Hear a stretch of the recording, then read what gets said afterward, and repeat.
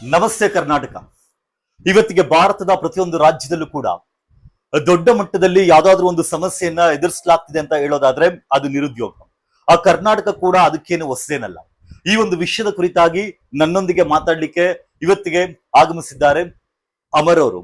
ಅಮರ್ ಅಂದಾಗ ನೆನಪಾಗುವಂತದ್ದು, ಕಳೆದ ಕೆಲ ವರ್ಷಗಳಿಂದ ನಾನು ನಿಮ್ಮನ್ನ ನೋಡ್ತಾ ಇದ್ದೀನಿ. ಇಟ್ಸ್ ಮೀ ಅಮರ್ ಅಪ್ಡೇಟ್ಸ್ ಅನ್ನುವಂತ ಒಂದು ಯೂಟ್ಯೂಬ್ ಚಾನಲ್ ಅನ್ನು ಓಪನ್ ಮಾಡಿ ಯೂಟ್ಯೂಬರ್ ಆಗಿ ಇವತ್ತಿಗೆ ಪ್ರತಿದಿನ ಕೂಡ ಕೆಇಎ ಮತ್ತು ಕೆಪಿಎಸ್ಸಿ ಎಕ್ಸಾಮ್ ನಡೆಸುವಂತಹ ಎಕ್ಸಾಮ್ ಗಳಿಗೆ ಸಂಬಂಧಪಟ್ಟಂತೆ ಅಪ್ಡೇಟ್ ಗಳನ್ನ ಆಗಾಗ ಪ್ರತಿದಿನವೂ ಕೂಡ ನಿಮಗೆ ನೀಡ್ತಾ ಇರ್ತಾರೆ. ಅಂಡ್ ಈ ಒಂದು ಸಂದರ್ಭಕ್ಕೆ ಯಾವೆಲ್ಲ ಅಪ್ಡೇಟ್ಸ್ ಇದೆ ಅಥವಾ ಯಾವೆಲ್ಲ ವಿಷಯ ಇದೆ, ನೇಮಕಾತಿ ಕುರಿತಾಗಿ ಮುಂದೆ ಯಾವ ರೀತಿ ನೀವು ಕ್ರಮ ಕೈಗೊಳ್ತೀರಾ ಅಥವಾ ಅವರ ಹೋರಾಟ ಯಾವ ರೀತಿ ಇರುತ್ತೆ, ಈ ಎಲ್ಲ ವಿಷಯಗಳ ಕುರಿತಾಗಿ ನಾನು ಅಮರ್ ಅವರೊಂದಿಗೆ ಮಾತಾಡ್ತಾ ಹೋಗ್ತೀನಿ. ಕಾರ್ಯಕ್ರಮಕ್ಕೆ ಸ್ವಾಗತ ಅಮರ್. Thank you. ಅಮರ್, ಇತ್ತೀಚೆಗೆ ನಾನು ತುಂಬಾ ಕೆಲವೊಂದು ವಿಡಿಯೋಗಳನ್ನ ನೋಡ್ತಾ ಇದ್ದೆ ನಿಮ್ದು. ಆ ಹಿಂದೆ ನೀವು ಯಾವ್ದೋ ಬೇರೆ ಒಂದು ಅಸೋಸಿಯೇಷನ್ ಜೊತೆ ಅಸೋಸಿಯೇಟ್ ಆಗಿದ್ರಿ, ವಿಡಿಯೋಗಳನ್ನ ಮಾಡ್ತಿದ್ರಿ. ಆದ್ರೆ ಇತ್ತೀಚೆಗೆ ನೀವೇ ಒಂದು ಅಸೋಸಿಯೇಷನ್ ಅನ್ನ ಓಪನ್ ಮಾಡಿದೀರಾ. ಅದರಲ್ಲಿ ವಿದ್ಯಾರ್ಥಿಗಳ ಹೋರಾಟದ ಕುರಿತಾಗಿ ಮಾತಾಡ್ತಾ ಇರ್ತೀರಾ ಅಥವಾ ಎಕ್ಸಾಮ್ಗಳ ಕುರಿತಾಗಿ ಮಾತಾಡ್ತಾ ಇರ್ತೀರಾ. ಏನು KSVS ಏನಕ್ಕೆ ಬೇಕಿತ್ತು? ಕಾರಣ, ಈಗಾಗಲೇ ಕರ್ನಾಟಕದಲ್ಲಿ ವಿದ್ಯಾರ್ಥಿ ಸಂಘಟನೆಗಳು ಅಂತ ಇತ್ತು, ವಿದ್ಯಾರ್ಥಿ ನಾಯಕರುಗಳು ಅಂತಿದ್ರು. ಈಗಾಗಲೇ ಎಷ್ಟೋ ಜನ ಬಂದ್ರು, ಎಷ್ಟೋ ಜನ ಹೋದ್ರು, ಅವರ ರಾಜಕಾರಣವನ್ನ ಅವ್ರು ಮಾಡ್ತಾ ಹೋದ್ರು. ಇನ್ನೊಂದಿಷ್ಟು ಜನ ಹೋರಾಟ ಮಾಡ್ತೀರಾ ನಿಜ. ಆದ್ರೆ ನೀವು KSVS ಅನ್ನ ಸ್ಥಾಪನೆ ಮಾಡುವಂತ ಉದ್ದೇಶ ಏನು? ಸರ್ ನೋಡಿ, ಸ್ವಾಭಿಮಾನ ಅಂತ ಪ್ರಶ್ನೆ ಬಂದಾಗ ಪ್ರತಿ ವ್ಯಕ್ತಿಗೂ ಕೂಡ ತನ್ನದೇ ಆದಂತ ಒಂದು ವೈಯಕ್ತಿಕ ವರ್ಚಸ್ ಇರುತ್ತೆ. ವೈಯಕ್ತಿಕವಾಗಿ ತಂದೆ ಆದಂತ ಒಂದು ಸಿದ್ಧಾಂತ ಇರುತ್ತೆ. ಹಾಗೆ ನನಗೂ ಕೂಡ ಒಂದಿಷ್ಟು ಪ್ರಿನ್ಸಿಪಲ್ಸ್ ಅಂದ್ರೆ ರೂಲ್ಸ್ ಇತ್ತು. ನನ್ನ ಒಂದು ಬೌಂಡ್ರಿ ಹಾಕೊಂಡಿದೆ, ಇಷ್ಟರೊಳಗಡೆ ನಾನು ಈ ಲಿಮಿಟ್ ಅಲ್ಲಿ ಹೋರಾಟ ಆಗಿರ್ಬೋದು, ಯಾವುದೇ ವಿಚಾರಗಳಲ್ಲಿ ಭಾಗವಹಿಸಬೇಕು ಅಂತ. ಬಟ್ ನನಗೆ ಈ ಹಿಂದಿನ ಅಸೋಸಿಯೇಷನ್ ಅಲ್ಲಿ ಏನು ಅಗೌರವ ಅಥವಾ ಏನಿಲ್ಲ, ಒಂದು ಒಳ್ಳೆ ರೀತಿಯಾದಂತ ಗೌರವ ಇತ್ತು, ಏನೋ ಇತ್ತು. ಬಟ್ ಆದ್ರೆ ನನಗೆ ಒಂದಿಷ್ಟು ಅಲ್ಲಿ ಏನೋ ಸ್ವಾಭಿಮಾನದ ವಿಷಯಕ್ಕೆ ಬಂದಾಗ ನನಗೆ ಬೇಡ, ಏನೋ ಒಂದು ಮಾಡೋಣ ಅಂತ ಒಂದಿಷ್ಟು ಸೈಲೆಂಟ್ ಆದ. ಆಮೇಲೆ ಈಗ KSVS ನ ಪ್ರಸ್ತುತ ನಾವು ಯಾಕೆ ಇದನ್ನ ಕರ್ನಾಟಕ ಸ್ವಾಭಿಮಾನಿ ವಿದ್ಯಾರ್ಥಿ ಸಮೂಹ ಮಾಡಿದ್ವಿ ಅಂದ್ರೆ, ನೋಡಿ, ಕಾಂಪಿಟೇಟಿವ್ ಎಕ್ಸಾಮ್ ನ ಸಮಸ್ಯೆಗಳು ಸ್ಪರ್ಧಾತ್ಮಕ ಪರೀಕ್ಷೆಗೆ ಓದ್ತಾ ಇರೋ ಆಸ್ಪಿರೆಂಟ್ಸ್ ಗಳಿಗೆ ಚೆನ್ನಾಗಿ ಗೊತ್ತಿರುತ್ತೆ. ಈಗ ಹೊರಗಡೆವರಿಗಿಂತ ನಾವು ಏನ್ ಇಲ್ಲಿ ಕಾಂಪಿಟೇಟಿವ್ ಎಕ್ಸಾಮ್ ಓದ್ತಾ ಇರ್ತೀವಿ, ನಮಗೆ ಚೆನ್ನಾಗಿ ಗೊತ್ತಿರುತ್ತೆ. ಹಾಗಾಗಿ ಕಾಂಪಿಟೇಟಿವ್ ಎಕ್ಸಾಮ್ ಓದ್ತಾ ಇರುವಂತ ಆಸ್ಪಿರೆಂಟ್ಸ್ ಗಳಿಂದಾನೆ ಒಂದು ಅಸೋಸಿಯೇಷನ್ ಆಗ್ಲಿ ಅಂದ್ರೆ ಅವರಿಗೆ ಅದ್ರ ಸಮಸ್ಯೆಗಳು ಗೊತ್ತಿರುತ್ತೆ, ಅದ್ರ ವಿರುದ್ಧ ಹೋರಾಟ ಮಾಡ್ಬೇಕಾದ್ರೆ ಪ್ರತಿಯೊಂದು ಡಾಟಾ ಇರುತ್ತೆ. ಯಾವುದೇ ಅಧಿಕಾರಿಗಳ ಭೇಟಿ ಆದ್ರೆ ಅಧಿಕಾರಿಗಳ ಭೇಟಿ ಆದ್ರೂ ಕೂಡ ಹೋಗಿ ಅವ್ರಿಗೆ ಯಾವ ರೀತಿಯಾಗಿ ಮನವರಿಕೆ ಮಾಡ್ಕೊಡ್ಬಹುದು, ನಮ್ಮ ನೋವನ್ನ ನಾವು ಅವ್ರ ಹತ್ರ ವ್ಯಕ್ತಪಡಿಸಬಹುದು ಅನ್ನೋ ಒಂದು ಕಾರಣಕ್ಕೆ ನಾವೆಲ್ಲ ಒಂದು ಸ್ಪರ್ಧಾತ್ಮಕ ಪರೀಕ್ಷೆಗೆ ಓದ್ತಾ ಇರೋ ನಮ್ಮಲ್ಲಿ ಇರುವಂತ ಈಗ ಸಂಘಟನೆ ಇರುವಂತ ಪ್ರತಿಯೊಬ್ರು ಕೂಡ ಯಾರು ಯಾವುದೇ ರೀತಿಯಾದಂತಹ ಕೆಲಸ ಮಾಡ್ತಾ ಇರುವಂತ ಅಧಿಕಾರಿಗಳು ಬೇರೇನೂ ಅಲ್ಲ, ಎಲ್ಲರೂ ಕೂಡ ಒಂದು ರೀತಿಯಾಗಿ ಕಾಂಪಿಟೇಟಿವ್ ಎಕ್ಸಾಮ್ ವಲಯದಲ್ಲಿ ಮಾತ್ರ ಸಂಘಟನೆ ಆಗುತ್ತೋ ನಿಜವಾಗ್ಲೂ ಇಲ್ಲ. ನಿಜವಾಗ್ಲೂ ಈಗ ಆಲ್ರೆಡಿ ನಾವು ಕೆಲವೊಂದಿಷ್ಟು ನೋಡಿದ್ರ KS ವಿಷಯದಲ್ಲಿ ಈಗ ರಾಜ್ಯಪಾಲರಿಗೆ ಮನವಿ ಕೊಡುವಂತದ್ದಾಗಿರ್ಬೋದು, ಅಂಡ್ ಮೊನ್ನೆ ಲೋಕಾಯುಕ್ತಕ್ಕೆ ದೂರು ಕೊಡುವಂತದ್ದಾಗಿ ಈ ರೀತಿ ಕೆಲಸಗಳು ಅಂದ್ರೆ ನಾವು ನಮ್ಮ ವ್ಯಾಪ್ತಿಯಲ್ಲಿ ಅಂದ್ರೆ ನಾವೆಲ್ಲ ಕಾಂಪಿಟೇಟಿವ್ ಓದೋ ಆಸ್ಪಿರೆಂಟ್ಸ್ ಆಗಿರೋದ್ರಿಂದ ಈಗ ಇಮಿಡಿಯೇಟ್ ಆಗಿ ನಾವು ಹೋರಾಟಗಳು ಕೂಡ ಮೊನ್ನೆ ಹೋರಾಟ ಆಯೋಜನೆ ಮಾಡೋಕ್ಕೂ ಕೂಡ ಸಿದ್ಧತೆ ಮಾಡ್ಕೊಂಡಿದ್ವಿ. ಕಾರಣಾಂತರಗಳಿಂದ ಹೋರಾಟಕ್ಕೆ ಅವಕಾಶ ಸಿಗಲಿಲ್ಲ. ಹಾಗಾಗಿ ನಾವು ಕಾನೂನಾತ್ಮಕವಾಗಿ ಮತ್ತು ವಿದ್ಯಾರ್ಥಿಗಳ ಒಳಗಡೆ ವಿದ್ಯಾರ್ಥಿಗಳನ್ನ ಯಾವ ರೀತಿ ಜಾಗೃತಿ ಮೂಡಿಸಬಹುದು ಆ ಎಲ್ಲ ಕೆಲಸಗಳನ್ನ ನಮ್ಮ ಒಂದು ಲಿಮಿಟ್ಸ್ ಅಲ್ಲಿ ನಾವು ಯಾವ ರೀತಿ ಮಾಡ್ಬೇಕು ಅದನ್ನ ಮಾಡ್ಕೊಂಡು ಹೋಗ್ತಾ ಇದೀವಿ. ಕಾಂಗ್ರೆಸ್ಸಿನ ಮ್ಯಾನಿಫೆಸ್ಟೋ ಪ್ರಣಾಳಿಕೆಯನ್ನು ನೋಡಿದಾಗ ತಾವು ಅಧಿಕಾರಕ್ಕೆ ಬಂದ 3 ವರ್ಷಗಳಲ್ಲಿ 2,80,000 ನೇಮಕಾತಿಗಳನ್ನ ಮಾಡ್ತೀನಿ ಅಂತ ಹೇಳಿದ್ದು ಹುದ್ದೆಗಳಿಗೆ. ಆದ್ರೆ ಇಲ್ಲಿವರೆಗೂ ಅವ್ರು ಹೇಳಿದಂಗೆ ಮಾಡ್ಲಿಕ್ಕಾಗಿಲ್ಲ.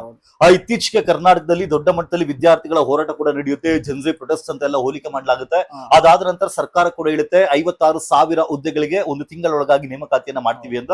ಆದ್ರೆ ಅವ್ರು ಹೇಳಿ 1 ತಿಂಗಳಿಗಿಂತ ಹೆಚ್ಚು ಟೈಮ್ ಆಗಿದೆ.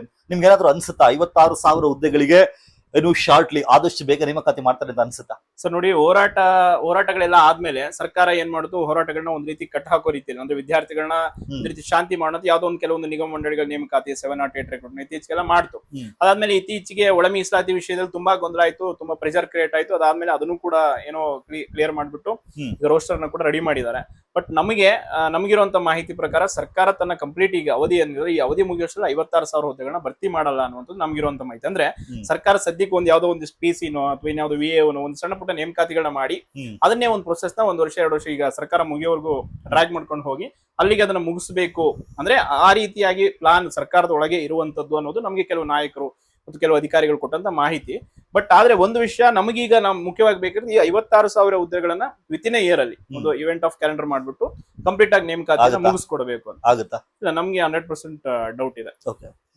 ಕರ್ನಾಟಕ, ನಾನು ಕೂಡ ಏನು ಈ ಒಂದು UPSC KPSC ಫ್ಯಾಕಲ್ಟಿ ಆಗಿರೋದ್ರಿಂದ ನಾನು ವಿದ್ಯಾರ್ಥಿಗಳನ್ನ ನೋಡಿದಾಗ ಆ ವಿದ್ಯಾರ್ಥಿಗಳಿಗೆ ತುಂಬಾ ಯಾವ್ದ್ರ ಮೇಲೆ ಆಸಕ್ತಿ ಜಾಸ್ತಿ ಅಂತ ಕೇಳಿದ್ರೆ ಯೂನಿಫಾರ್ಮ್ ಸರ್ವಿಸ್ಗೆ ಹೋಗ್ಬೇಕು ಅಂತ.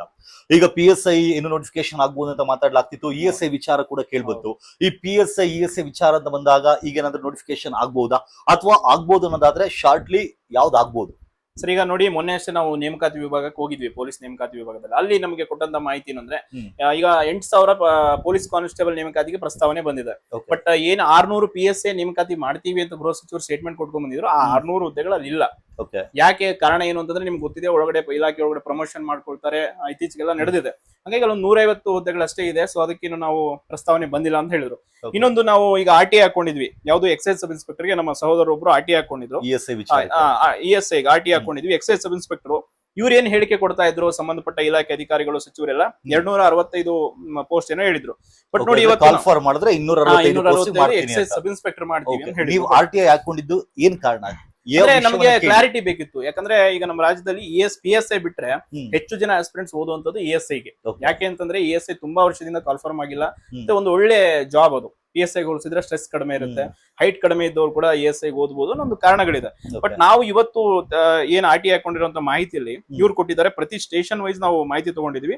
ಕೇವಲ 59 ಹುದ್ದೆಗಳನ್ನ ಮಾತ್ರ ಅಧಿಕೃತವಾಗಿ ಇದರಲ್ಲಿ ನಮ್ಗೆ RTI ಮಾಹಿತಿ ಕೊಟ್ಟಿದ್ದಾರೆ. ಅಂದ್ರೆ ಇವತ್ತಿಗೆ ಅವ್ರು ಹೇಳಿದ್ದು 265 ಖಾಲಿ ಇದೆ ಅಂತ, ಆದ್ರೆ ನಿಜವಾಗ್ಲೂ ಖಾಲಿ ಇರುವಂತದ್ದು ಬರೀ 59. ಬಟ್ ಹಾಗಾದ್ರೆ ಉಳಿದಿರೋ ಏನಾಯ್ತು ಅಂದ್ರೆ ಅದನ್ನ ಪ್ರಮೋಷನ್ ಮೂಲಕ ಏನೋ ಮಾಡ್ಕೊಂಡಿರಬಹುದು ಅಂತ. ಬಟ್ ನಾವ್ ಇದ್ರ ಬಗ್ಗೆ ಇನ್ನು ನಮ್ಗೆ ಇನ್ನಷ್ಟು ಮಾಹಿತಿ ಬೇಕಿರೋದ್ರಿಂದ ಸಂಬಂಧಪಟ್ಟ ಇಲಾಖೆಗೆ ಭೇಟಿ ಕೊಟ್ಟು ಸಂಬಂಧಪಟ್ಟ ಸಚಿವರಿಗೂ ಕೂಡ ನಾವು ಇದ್ರ ಬಗ್ಗೆ ಪತ್ರ ಬರೀತೀವಿ.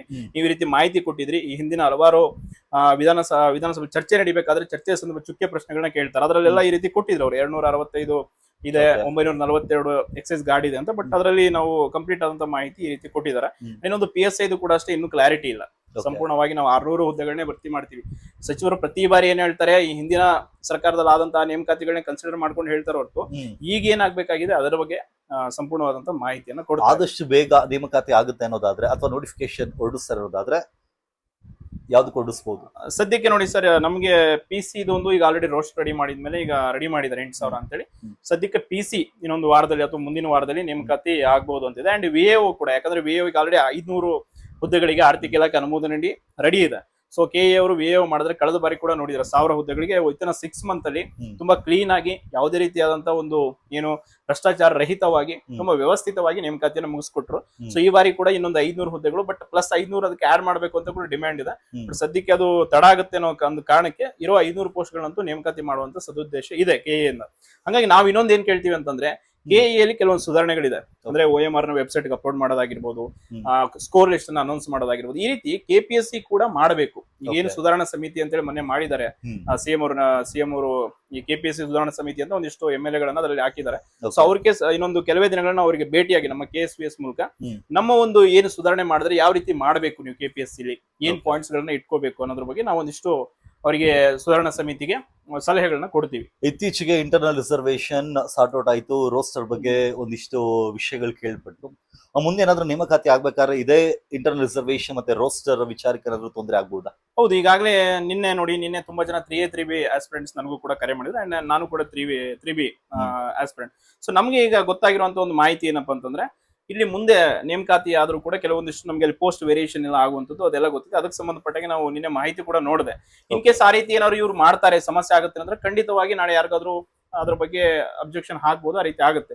ಇನ್ ಕೇಸ್ ಇಲ್ಲ ಮಾಡಿಲ್ಲ, ಆತರ ಏನು ಸಮಸ್ಯೆ ಇಲ್ದಂಗೆ ಇವ್ರು ಮಾಡ್ಕೊಂಡ್ರು ಅಂದ್ರೆ ಖಂಡಿತವಾಗಿ ಸಮಸ್ಯೆ ಆಗಲ್ಲ. ಇನ್ನೊಂದು ಇಂಟರ್ನಲ್ ರಿಸರ್ವೇಶನ್ ನಿಮ್ಗೆ ಗೊತ್ತಿದೆ, ಈಗ ಆಲ್ರೆಡಿ ಅವರು ಯಾವ ರೀತಿ ಮಾಡ್ಕೊಂಡಿದ್ದಾರೆ, ಸಮಸ್ಯೆ ಆಗಿರುತ್ತೆ. ಇನ್ನೊಂದು ಕೋರ್ಟ್ ಅಲ್ಲಿ 56% ಒಂದು ಕೇಸ್ ಇದೆ. ಸೊ ಅದು ಆಲ್ಮೋಸ್ಟ್ CTI, PDO ಮತ್ತು KS 3 ನೇಮಕಾತಿಗಳಿಗೂ ಕೂಡ ಆರ್ಡರ್ ಕಾಪಿ ಏನ್ ಕೊಡುವಾಗ ವಿತಿನ್ ಫೈನಲ್ ಲಿಸ್ಟ್ ಅಲ್ಲಿ ಮೆನ್ಷನ್ ಮಾಡಿದ್ದಾರೆ, ಅಂತಿಮ ಆದೇಶಕ್ಕೆ ಒಳಪಟ್ಟು ಅಂತ. ನಾಳೆ ಜೂನ್ 15ನೇ ತಾರೀಕು ಕೋರ್ಟ್ ಅಲ್ಲಿ ಫೈನಲ್ ಹಿಯರಿಂಗ್ ಇದೆ. ಸೊ ಅದಾದ್ಮೇಲೆ ಏನಾದ್ರು ಇನ್ ಕೇಸ್ ಕೋರ್ಟ್ ಇಲ್ಲಿ ಹೈಕೋರ್ಟ್ 56 ಮಾಡಂಗಿಲ್ಲ, 50 ಮಾಡಬೇಕು ನೀವು ರಿಸರ್ವೇಶನ್, ಅದನ್ನ ಏನು ಅಂತಂದ್ರೆ ಒಂದು ಸುಪ್ರೀಂ ಕೋರ್ಟ್ ಇಂದಿರಾ ಸಾಹ್ನಿ ಪ್ರಕರಣದಲ್ಲಿ ಇದೆ, ಮೀಸಲಾತಿ ಮಿತಿ ಅಂದ್ರೆ 50% ದಾಟಬಾರ್ದು ಅಂತ. ಇನ್ ಕೇಸ್ 50 ಮಾಡ್ಕೊಳ್ಳಿ ಅಂದ್ರೆ ಅವಾಗ ಇಲ್ಲಿ ಸ್ವಲ್ಪ ನೇಮಕಾತಿಗಳ ವಿಷಯದಲ್ಲಿ ಗೊಂದಲ ಆಗುತ್ತೆ. ಅದಕ್ಕೆ ಸರ್ಕಾರ ಯಾವ ರೀತಿ ಮಾಡ್ಕೊಳ್ಳುತ್ತೆ ಅನ್ನೋದು ನೋಡ್ಬೇಕು.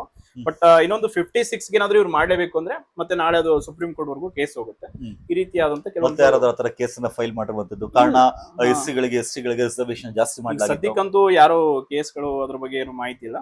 ಬಟ್ ಸದ್ಯಕ್ಕೆ ನೇಮಕಾತಿ ಬಗ್ಗೆ ಸುಸೂತ್ರವಾಗಿ ಮಾಡುವಂತ ಯೂಟ್ಯೂಬ್ ಚಾನಲ್ ಬರೀ ಅಪ್ಡೇಟ್ಸ್ ಮಾತ್ರ ಕೊಡ್ತೀರಾ ಅಥವಾ ನಿಜವಾಗ್ಲೂ KSVS KSVS ಮುಖಾಂತರ ಹೋರಾಟ ಮಾಡ್ತೀರಾ? ಇಲ್ಲ, ಖಂಡಿತವಾಗಿ KSV ಈಗ ಇತ್ತೀಚೆಗೆ ನನಗೂ ಕೂಡ ಆ ವಿಷಯದ ಬಗ್ಗೆ ತುಂಬಾ ದೂರುಗಳು ಬಂತು. ಏನು ಅಂತಂದ್ರೆ, ನಾವು ಯಾವಾಗ ಈ KS ರಿ ಎಕ್ಸಾಮ್ ಪ್ರೊಟೆಸ್ಟ್, PDO ಪ್ರೊಟೆಸ್ಟ್ ಅದೆಲ್ಲ ಆದ್ಮೇಲೆ ಸ್ವಲ್ಪ ಹೋರಾಟಗಳಿಂದ ಹಿಮ್ಮುಖ ಆದೆ, ಅಂದ್ರೆ ಜಾಸ್ತಿ ಕಾಣಿಸ್ಕೊಳ್ಳೋಕೆ ಶುರು ಮಾಡಿಲ್ಲ. ಅದಾದ್ಮೇಲೆ ನೀವು ಸ್ವಲ್ಪ ಏನಾದ್ರು ಮಾಡಿ ಹೋರಾಟದ ವಿಷಯದಲ್ಲಿ ಅಂತ. ಇನ್ನೊಂದು, ನನಗೆ ಮೊದಲನೇದಾಗಿ ಪ್ರಾಮಾಣಿಕವಾಗಿ ಇರಬೇಕು ಅನ್ನೋಂಥದ್ದು. ನಾವೇನೋ ಈಗ ವಿದ್ಯಾರ್ಥಿಗಳ ಪರವಾಗಿ ಇದೀವಿ ಅಂದ್ರೆ ಅಟ್ಲೀಸ್ಟ್ ನಮ್ ಕಡೆಯಿಂದ ಎಷ್ಟಾಗುತ್ತೋ ಅಷ್ಟು ಪ್ರಾಮಾಣಿಕವಾದಂತ ಒಂದು ಕೆಲಸ ಮಾಡ್ಬೇಕು. ಇಲ್ಲ ಅಂತಂದ್ರೆ ಅದರಿಂದ ದೂರ ಇರಬೇಕು ಅನ್ನೋದು. ಇನ್ನೊಂದು, ಸುಮ್ನೆ ನಾವೀಗ ಭರವಸೆ ಕೊಟ್ಟು ನಾನು ಏನೋ ಮಾಡ್ಬಿಡ್ತೀನಿ, ಈ ನಿಮ್ಗೆ ನೇಮಕಾತಿ ನಾಳೆನೆ ಮಾಡಿಸ್ಬಿಡ್ತೀನಿ, KS ಹಂಗ್ ಮಾಡ್ಬಿಡ್ತೀನಿ, ಅದೇನು ಇಲ್ಲ. ನಮ್ ಕೈಯಿಂದ ಒಂದು ಲಾಜಿಕಲ್ ಎಂಡ್ ನೋಡಿ. ನಾವು ಬಹಳಷ್ಟು ಹೋರಾಟ ಮಾಡಿದೀವಿ, KS ಹೋರಾಟ ಮಾಡಿದ್ವಿ, ನಿಮ್ಗೂ ಗೊತ್ತಿದೆ, ರಿ ಎಕ್ಸಾಮ್ ಮಾಡಿದ್ವಿ. ಬಟ್ ಫಸ್ಟ್ ಟೈಮ್ ಆಯ್ತು, ಸೆಕೆಂಡ್ ಟೈಮ್ ಆಗ್ಲಿಲ್ಲ. ಅಂಡ್ KS ಇವಾಗ ಇಂಟರ್ವ್ಯೂವರೆಗೂ ಬಂದಿದೆ, ಅಲ್ಲಿ ನಿಮ್ಗೆ ಕೇಸ್ ಕೂಡ ಏನೇನಾಯ್ತು ಅದೆಲ್ಲ ಗೊತ್ತಿದೆ. ಅಂಡ್ ಇವನ್ PDO ರಿ ಎಕ್ಸಾಮ್ ಅಂತ ಹೋರಾಟ ಮಾಡಿದ್ವಿ, ಅದು ಕೂಡ ಸಕ್ಸಸ್ ಇಲ್ಲ. ಹಿಂಗಾಗ್ಬಿಟ್ಟಿದೆ ಅಂದ್ರೆ ನಮ್ಮ ರಾಜ್ಯದಲ್ಲಿ ವಿದ್ಯಾರ್ಥಿಗಳಿಗೆ ಹೋರಾಟ ಅಂದ್ರೆ ಅದಕ್ಕೆ ಯಾವ್ದಕ್ಕೂ ಕೂಡ ಕೊನೆ ಇಲ್ಲ, ಅಂದ್ರೆ ಒಂದು ಲಾಜಿಕಲ್, ಒಂದು ತಾರ್ಕಿಕ ಅಂತ್ಯನೇ ಇಲ್ಲ. ಪ್ರತಿ ಬಾರಿ ಹೋರಾಟಗಳು ಆರ್ಗನೈಸ್ ಆಗುತ್ತೆ, ಒಂದೇನೋ ರೀತಿಯಿಂದ ಅಲ್ಲಿಗೆ ಅರ್ಧಕ್ಕೆ ಒಂದು 10-15 ದಿನ ಸದ್ದಾಗುತ್ತೆ, ಅಲ್ಲಿಗೆ ಬಿಟ್ಟು ಬಿಡ್ತಾರೆ ಅನ್ನೋದಿದೆ. ಬಟ್ ನಮ್ KSVS ತಂಡ ಆ ರೀತಿ ಮಾಡಬಾರದು, ನಾವು ಆ ರೀತಿ ಮಾಡಲ್ಲ ಅಂತ ಅನ್ಕೊಡಿ. ನಾವು ಆಗೋ ಕೆಲಸನ ಆಗುತ್ತೆ ಅಂತ ಹೇಳ್ತೀವಿ, ಆಗುತ್ತಾ ನಾವು ಅದಕ್ಕೆ ಕೈ ಹಾಕ್ತಿವಿ, ಮಾಡ್ತೀವಿ. ಈಗ ನೋಡಿ, KS ವಿಷಯದಲ್ಲಿ ನಾವು ಸೀರಿಯಸ್ ಆಗಿ ತೆಗೆದುಕೊಂಡಿದೀವಿ, ಅದನ್ನ ಕೋರ್ಟ್ಗೆ ಹೋಗ್ಬೇಕು ಅಥವಾ ಇನ್ನೇನೋ ಮಾಡಬೇಕು ಅಂತ ನಮ್ಮ ಕೈಲಿ ಎಷ್ಟಾಗುತ್ತೋ ಅಷ್ಟು ಪ್ರಯತ್ನದವರೆಗೂ ನಿಲ್ಲಿಸ್ತೀವಿ. ಬಟ್ ನಾವು ಅದರಿಂದ ಹಿಮ್ಮುಖ ಆಗಲ್ಲ. ಈಗ ಯಾವ್ದೇ ವಿಷಯ ಆಯ್ತು, ನಮ್ಮ KSVS ಅಸೋಸಿಯೇಷನ್ ಇದೇ ಉದ್ದೇಶ, ಏನೇ ಆಗ್ಲಿ ನಮ್ಮ ಕೈಯಿಂದ ಆದ್ರೆ ಕೆಲಸಕ್ಕೆ ನಮ್ಮ ಸಂಘಟನೆ ಕೈ ಇಡುತ್ತೆ. ಇಲ್ಲ ಅಂತಂದ್ರೆ ಆ ಕೆಲಸ ಮುಂಚೆನೆ ನಾವು ವಿದ್ಯಾರ್ಥಿಗಳಿಗೆ ಸ್ಪಷ್ಟವಾಗಿ ಹೇಳ್ಬಿಡ್ತೀವಿ, ನಮ್ಮಿಂದ ಈ ರೀತಿ 2,80,000 ಮಾಡೋದಕ್ಕಾಗಲ್ಲ, ಅಟ್ಲೀಸ್ಟ್ 56,000 ಏನು ಹುದ್ದೆಗಳಿಗೆ ನೇಮಕಾತಿ ಮಾಡ್ತೀನಿ ಅಂತ ಹೇಳ್ತಿದ್ದಾರೆ. ಇನ್ ಕೇಸ್ ಅದಾಗ್ಲಿಲ್ಲ ಅನ್ನೋದಾದ್ರೆ ಇನ್ನು 1 ವರ್ಷದಲ್ಲಿ, ಕಾರಣ ಇನ್ನು 1.5 ವರ್ಷ 2 ವರ್ಷದಲ್ಲಿ ಚುನಾವಣೆ ಬರುತ್ತೆ, ಅದ್ರೊಳಗಡೆ KSVS ನಿಮ್ಮ ಮುಂದಿನ ನಡೆ ಏನು, ಏನ್ ಮಾಡ್ಬೇಕು ಅಂತ ಅನ್ಕೊಂಡು? ಈಗ ನಾವು ಈ ಮಂತ್ ಅಂತೂ ಈಗ ಸರ್ಕಾರ ಹೇಳಿದೀನಿ, PC ನೋಟಿಫಿಕೇಶನ್ ನೆಕ್ಸ್ಟ್ ವೀಕ್ ಅಲ್ಲಿ ಮಾಡ್ತೀವಿ ಅಂತ. ಹಂಗಾಗಿ ವಿದ್ಯಾರ್ಥಿಗಳು ಪಾಪ ಓದ್ತಾ ಇರ್ತಾರೆ, ಅವ್ರಿಗೆ ಯಾವ್ದು ಸಮಸ್ಯೆ ಮಾಡೋದು ಬೇಡ, ಅವ್ರ ಪಾಡಿಗೆ ಅವ್ರು ಓದ್ಕೊಳ್ಳಿ. ಇನ್ ಜೂನ್ ಕೂಡ ನೋಡ್ತೀವಿ ನಾವು, ಜೂನ್ ಮಂತ್ ಅಲ್ಲೂ ಕೂಡ VAO ಎಲ್ಲ ನೋಟಿಫಿಕೇಶನ್ ನಮಗೆ ಆಶ್ವಾಸನೆ ಕೊಟ್ಟಿದ್ದಾರೆ. In case May end June ಅಲ್ಲಿ ಏನು ನೋಟಿಫಿಕೇಶನ್ ಮಾಡಿಲ್ಲ ಅಂದ್ರೆ ಜುಲೈ ತಿಂಗಳಿಂದ ಇನ್ ಕೇಸ್ ಇವ್ರು ಯಾವ್ದು ಎಲೆಕ್ಷನ್ ಏನೋ ವಿಷಯ ತಂದು ಅಡ್ಡಿಪಡಿಸಿದ್ರೆ ಖಂಡಿತವಾಗಿ ಸರ್ಕಾರದ ವಿರುದ್ಧ ಈಗೇನ್ ಜಂಜಿ ಹೋರಾಟ ಅಂತ ಹೇಳ್ತಾರೆ, ಆ ರೀತಿಯಾಗಿ ದೊಡ್ಡ ಪ್ರಮಾಣದ ಹೋರಾಟ ಆಗುತ್ತೆ. ಯಾಕಂದ್ರೆ ಜಂಜಿ ಹೋರಾಟ ಕರ್ನಾಟಕದಲ್ಲಿ ಜಂಜಿ ಹೋರಾಟದ ಸಾಧ್ಯತೆ ಇಲ್ಲ ಅಂದ್ರೆ ಸರ್ಕಾರಕ್ಕೆ ಒಂದು ದೊಡ್ಡ ಪ್ರತಿರೋಧ ಅಂತ ಆಗುತ್ತೆ. ಮುಂಬರುವ ಚುನಾವಣೆಗೆ ಒಂದು ದೊಡ್ಡ ಹೊಡೆತ ಅಂತ ಕೊಡುತ್ತೆ. ಹೋಗ್ತೀರಾ, 1 ದಿನ 2 ದಿನ ಹೋರಾಟ ಮಾಡ್ತೀರಾ, ಅವ್ರೇನೋ ಹೇಳ್ತಾರೆ ಕಮಿಟಿ ರಚನೆ ಮಾಡ್ತೀನಿ ಅಂತ ಹೇಳ್ತಾರೆ, ಇಲ್ಲ ಹುದ್ದೆಗಳ ಏನು ನೇಮಕಾತಿ ಹೊಡಿಸ್ತೀನಿ ಅಂತ ಹೇಳ್ತಾರೆ, ವಾಪಸ್ ಬರ್ತೀರಾ. ಏನು ಹೋರಾಟ ಇದು? ಹೋರಾಟನ ಇಲ್ಲ, ಅದು ಏನಾಗಿದೆ ಅಂತಂದ್ರೆ, ಒಂದಿನದ ಹೋರಾಟ ಸರ್ಕಾರಕ್ಕೆ ಯಾಕೆ ನಮ್ದು ಹೋರಾಟಗಳು ಯಶಸ್ವಿ ಆಗಿದೆ ಅನ್ನೋದಕ್ಕೆ ಪ್ರಮುಖ ಕಾರಣ ಇದು. ಅಲ್ಲಿ ಒಂದಿನದ ಹೋರಾಟ ಏನಾಗ್ತಾ ಇದೆ, ವಿದ್ಯಾರ್ಥಿಗಳು ಬೆಳಗ್ಗೆಯಿಂದ ಸಂಜೆವರೆಗೂ ಎಫರ್ಟ್ ಹಾಕಿರ್ತಾರೆ, ಸಂಜೆ ಪೊಲೀಸರನ್ನ ಕರೆಸಿ ವಿದ್ಯಾರ್ಥಿ ಮುಖಂಡರನ್ನ ಬಂಧನ ಮಾಡುವಂತದ್ದು, ವಿದ್ಯಾರ್ಥಿಗಳನ್ನ ಏನೋ ಚದುರಿಸೋದು, ಯಾವುದೋ ಒಂದು ಬೆದರಿಕೆ ಕೇಸು ಏನೋ ವಿಷಯಗಳು ಹೇಳಿಕೆ ಅವ್ರನ್ನ ಕಳಿಸೋದು, ಹೋರಾಟದಿಂದ ಹಿಮ್ಮುಖ ಮಾಡುವಂತ ಕೆಲಸ ಎಲ್ಲ ಆಗ್ತಾ ಇದೆ. ಸೊ ಇನ್ನೊಂದು, ಮೊನ್ನೆ ಅಷ್ಟೇ ನಾವು ಧಾರವಾಡದಲ್ಲಿ ಕೂಡ ಮತ್ತೊಂದು ಹೋರಾಟಕ್ಕೆ ರೆಡಿ ಮಾಡಿದ್ವಿ. ಅವತ್ತೇನ್ ಮಾಡಿದ್ರು ಅಂತಂದ್ರೆ, 1 ಲಕ್ಷ ರೂಪಾಯಿ ಬಾಂಡ್ ಕೊಡ್ಬೇಕು, ನೀವು ಮುಚ್ಚಳಿಕೆ ಪತ್ರವನ್ನು ಬರ್ಕೊಡ್ಬೇಕು. ಅಂಡ್ ಮುಂದೆ 1 ವರ್ಷ ನೀವು ಯಾವುದೇ ವಿದ್ಯಾರ್ಥಿ ಪರ ಹೋರಾಟದಲ್ಲಿ ಭಾಗವಹಿಸಬಾರದು ಅಂತ ಅಲ್ಲಿನ ಕಮಿಷನರ್ ಅವರು ನೋಟಿಸ್ ಅನ್ನ ಕೊಟ್ಟಿದ್ರು. ಸೊ ಇದು ಏನಾಗ್ತಾ ಇದೆ ಅಂತಂದ್ರೆ, ಒಟ್ಟಿನಲ್ಲಿ ಮುಂದೆ ಸರ್ಕಾರದ ವಿರುದ್ಧ ಯಾರು ಹೋರಾಟ ಮಾಡಬಾರ್ದು ಅನ್ನೋ ರೀತಿ ಕಟ್ಟಾಕುವಂತ ಪ್ರಯತ್ನವನ್ನ ಸರ್ಕಾರ ಮಾಡ್ತಾ ಇದೆ. ಯಾಕೆ ಮಾಡ್ತಾ ಇದೆ ಅಂತಂದ್ರೆ, ಇನ್ನೊಂದು ಧಾರವಾಡ ಈಗ ಹಿಂಗಾಗ್ಬಿಟ್ಟಿದ್ರೆ, ಇಷ್ಟು ದಿನ ವಿದ್ಯಾಕಾಶಿ ಆಗಿತ್ತು, ಈ ಹೋರಾಟದ ಕಾಶಿ ಅನ್ನೋ ರೀತಿ ಆಗಿದೆ. ಪ್ರತಿ ಬಾರಿ ಯಾರೇ ಆದ್ರೂ ಧಾರವಾಡಕ್ಕೆ ನೇರವಾಗಿ ನಾವು ಅಲ್ಲೇ ಹೋರಾಟ ಮಾಡಿ, ಯಾಕಂದ್ರೆ ಅಲ್ಲಿ ಮೆಜಾರಿಟಿ ಆಫ್ ಸ್ಟೂಡೆಂಟ್ಸ್ ಇರೋದಂತ ಧಾರವಾಡದಲ್ಲಿ. ಈ ಬೆಂಗಳೂರಲ್ಲಾದ್ರೆ ಪ್ಲಾನ್ ಬಿ ಇಟ್ಕೊಂಡು ಕೆಲಸ ಮಾಡ್ಕೊಂಡು ಏನೋ ಓದ್ತಿರ್ತಾರೆ, ಅವ್ರಿಗೆ ಅಷ್ಟೊಂದು ಎಫೆಕ್ಟ್ ಅಲ್ಲ. ಬಟ್ ಅಲ್ಲಿ ಸೀರಿಯಸ್ ಆಗಿ ಓನ್ಲಿ PC, PSA, KS ಅಂತಾನೆ ಓದಕ್ ಬಂದಿರ್ತಾರೆ. ಅವ್ರಿಗೆ ಅಲ್ಲಿ ಓದೋದ್ ಬಿಟ್ರೆ ಬೇರೆ ಕೆಲಸ ಅಲ್ಲ. ಊಟಕ್ಕಾದ್ರೆ ಮದುವೆ ಮನೆಗಳಿಗೆ ಹೋಗಿ ಊಟ ಮಾಡ್ತಾರೆ, ಏನೋ ಕಷ್ಟ ಇರೋದು. ಹಂಗಾಗಿ ಹೋರಾಟ ಅಂದಾಗ ಅಲ್ಲಿ ಹೆಚ್ಚಿನ ಕಿಚ್ಚಿರುವಂತದ್ದು ಧಾರವಾಡದ ಒಂದು ಆಸ್ಪಿರೆಂಟ್ಸ್ ಗಳಿಗೆ. ಸೊ ಹಂಗಾಗಿ ಅಲ್ಲಿ ನೀವು ಹೋರಾಟಕ್ಕೆ ಕರೆ ಕೊಡ್ತೀರ ಅನ್ನೋದಾದ್ರೆ ವಿದ್ಯಾರ್ಥಿಗಳು ಏನಕ್ಕೆ ಬರ್ಬೇಕು ನಿಮ್ಮ ನಂಬಿ? ವಿದ್ಯಾರ್ಥಿಗಳಿಗೆ ನಾವು ಹೋರಾಟದ ವಿಷಯದಲ್ಲಿ ಹೇಳೋದಾದ್ರೆ, ಮೊದಲನೇದಾಗಿ ನಮ್ಮ KSVS, ನಾವು ಬೇರೆ ವಿಷಯದ ಬಗ್ಗೆ ಹೇಳಲ್ಲ, KSVS ಆದ್ರೆ ನಾವ್ ಯಾವ್ದೇ ಒಂದು ಈಗ ಹೋರಾಟ, ನಾವ್ ಇಂದುವರೆಗೂ ಯಾವ್ದೋ ಒಂದು ಅಧಿಕೃತವಾಗಿ ಇಂಡಿಪೆಂಡೆಂಟ್ ಇನ್ನೂವರೆಗೂ ಒಂದು ಹೋರಾಟ ಮಾಡಿಲ್ಲ, ಅದ್ರ ಬಗ್ಗೆ ನಾವು ಹೇಳ್ತೀವಿ. ಬಟ್ ಮುಂದೆ ಮಾಡೋದಾದ್ರೆ ಖಂಡಿತವಾಗಿ ನಾವು ಮಾಡ್ತೀವಿ. ಬಟ್ ನಮ್ಮನ್ನ ನಂಬಿ ಯಾರು ವಿದ್ಯಾರ್ಥಿಗಳು ಬರ್ತಾರೆ ಅವ್ರಿಗೆ ಆ ಒಂದು ವಿಷಯದಲ್ಲಿ ತಾರ್ಕಿಕ ಅಂತ್ಯ ಸಿಗೋವರೆಗೂ ನಾವು ಬಿಡಲ್ಲ. ಖಂಡಿತವಾಗಿ ನಾವು ಯಾವ್ದೇ ವಿಷಯ ಇರಲಿ, ನಾಟ್ ಓನ್ಲಿ ಈಗ ರಿಕ್ರೂಟ್ಮೆಂಟ್ ಅಂತಲ್ಲ, ಮುಂದೆ ಇನ್ನೂ ಏನಾದ್ರು ಸಮಸ್ಯೆ ಬರ್ಬೋದು ವಿದ್ಯಾರ್ಥಿಗಳಿಗೆ, ಯಾವುದೇ ವಿಷಯ ಬಂದ್ರು ಆ ಯಾವುದೇ ಇರಲಿ, ಒಂದು 500 ಜನ ಸೇರಿದ್ರು ಹೋರಾಟಕ್ಕೆ, 50 ಜನ ಸೇರಿದ್ರು ಅವ್ರನ್ನ ಕೂರಿಸ್ಕೊಂಡು ಆ ನ್ಯಾಯ ಸಿಗೋವರೆಗೂ ಹೋರಾಟ ಮಾಡ್ತೀವಿ. ಓಕೆ, ಇದು ಇವತ್ತಿನ ವಿಶೇಷ ಆಗಿತ್ತು. ಅಮರ್ ಅವರು ನೇಮಕಾತಿಗೆ ಸಂಬಂಧಪಟ್ಟಂತೆ ಹಲವಾರು ವಿಚಾರಗಳ ಬಗ್ಗೆ ಮಾತಾಡಿದ್ರು. ಅಂಡ್ ಈಗ ಅವರು ತನ್ನದೇ ಆದಂತಹ KSVS ಅನ್ನುವಂತಹ ಒಂದು ಆರ್ಗನೈಸೇಷನ್ ಅನ್ನು ಓಪನ್ ಮಾಡಿರುವಂತದ್ದು. ಅಂಡ್ ಅದಕ್ಕೂ ಕೂಡ ಆಲ್ ದಿ ಬೆಸ್ಟ್ ಹೇಳೋಣ. ಸಾಧ್ಯ ಆದಷ್ಟು ಎಷ್ಟು ಒಳ್ಳೆ ಕೆಲಸ ಮಾಡ್ಲಿಕ್ಕೆ ಆಗುತ್ತೆ ಅದನ್ನ ಮಾಡಿ, ಯಾವುದೋ ಒಂದು ಆಸೆಗೋಸ್ಕರ ಮಾಡೋದನ್ನ ಬಿಟ್ಟು ವಿದ್ಯಾರ್ಥಿಗಳಿಗೆ ಒಳ್ಳೇದಾಗುತ್ತೆ ಅನ್ನೋ ಉದ್ದೇಶ ಇದ್ರೆ ಡೆಫಿನೆಟ್ಲಿ ಅದನ್ನು ಮುಂದುವರಿಸಿ. ಅಂಡ್ ಎಲ್ಲ ವಿದ್ಯಾರ್ಥಿಗಳ ಪರವಾಗಿ ಆಲ್ ದಿ ಬೆಸ್ಟ್ ಕೂಡ ಹೇಳ್ತೀನಿ. ಧನ್ಯವಾದ.